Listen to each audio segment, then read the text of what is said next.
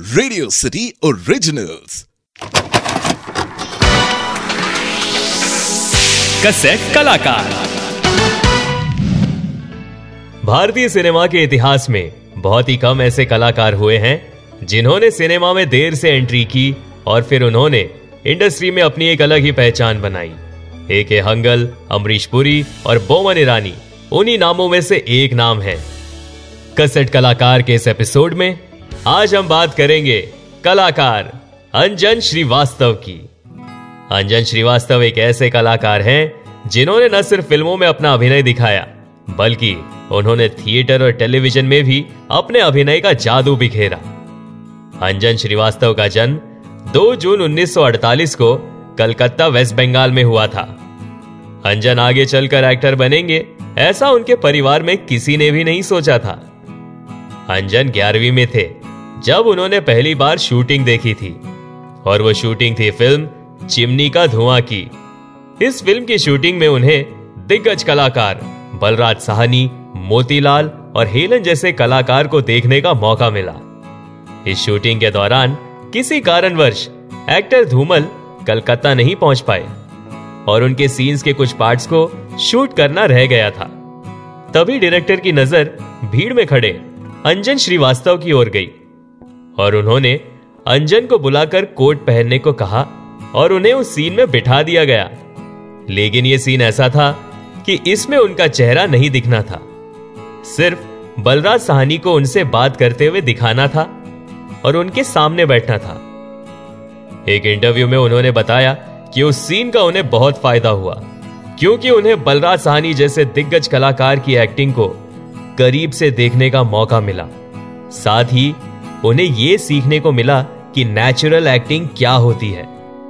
अंजन का कहना था कि बलराज साहनी जैसे शूट से पहले होते थे वो एक्शन बोलने के बाद भी उसी नेचुरल अंदाज में एक्टिंग किया करते थे। उनकी एक्टिंग में कोई बनावट नहीं होती थी। अंजन के पिता चाहते थे कि वो डॉक्टर बने, इसलिए उन्होंने अंजन को साइंस लेने के लिए कहा। लेकिन अंजन का कहना था कि साइंस उनके बस की नहीं थी, इसलिए उन्होंने बाद में कॉमर्स लिया और फिर उन्होंने कलकत्ता यूनिवर्सिटी से लॉ की पढ़ाई शुरू की और उसी दौरान वो हिंदी और बंगाली प्लेज में भाग लेने लगे। अंजन को फिल्म चमेली मेमसाब में एक छोटा सा किरदार निभाने का मौका मिला और साथ ही उन्हें रेडियो ड्रामा में काम करने का मौका भी मिला। जब उनके पिताजी को यह बात पता चली तो वो बहुत नाराज हुए, लेकिन उनकी माताजी ने उन्हें सपोर्ट किया। अंजन रेडियो और थिएटर के प्रसिद्ध कलाकारों में से एक माने जाने लगे। उन्होंने 10 सालों तक कलकत्ता में थिएटर किया। कला भवन, संगीत कला मंदिर जैसे फेमस थिएटर ग्रुप से वो जुड़े रहे।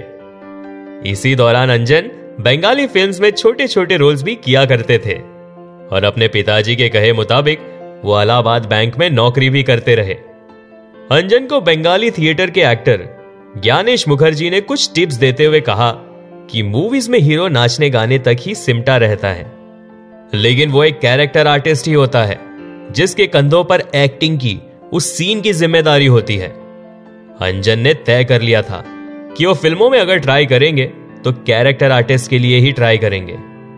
1976 में अंजन मुंबई आ गए, लेकिन उनके पिताजी ने कहा कि वो अपने बैंक की नौकरी का ट्रांसफर मुंबई में करा ले।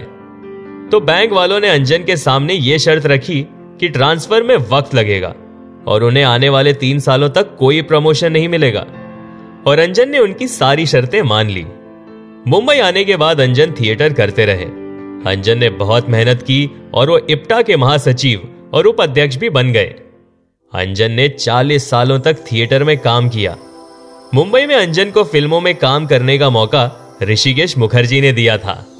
ऋषिकेश मुखर्जी ने अपनी फिल्म गोलमाल के क्लाइमैक्स में एक छोटा सा रोल अंजन को दिया था और ये रोल था एक पुलिस ऑफिसर का।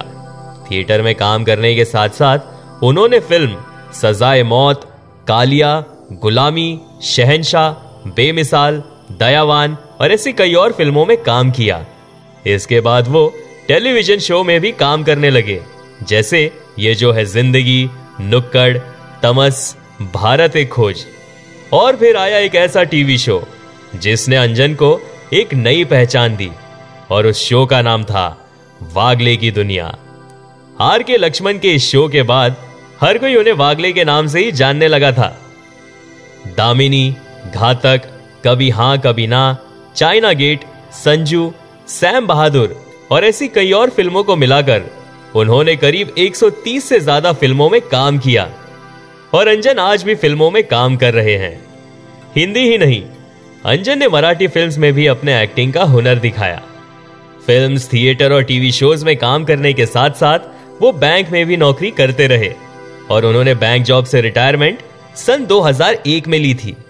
इनकी पर्सनल लाइफ की अगर बात करें तो इनकी शादी मधु श्रीवास्तव से हुई और उनके 3 बच्चे हैं, अभिषेक, नुपुर और रंजना। भारतीय फिल्म इंडस्ट्री में अंजन श्रीवास्तव का योगदान हमेशा याद रखा जाएगा।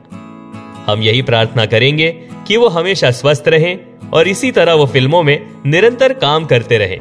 तो ये थी कलाकार अंजन श्रीवास्तव की कहानी। आप सुन रहे थे कैसेट कलाकार, ओनली ऑन रेडियो सिटी।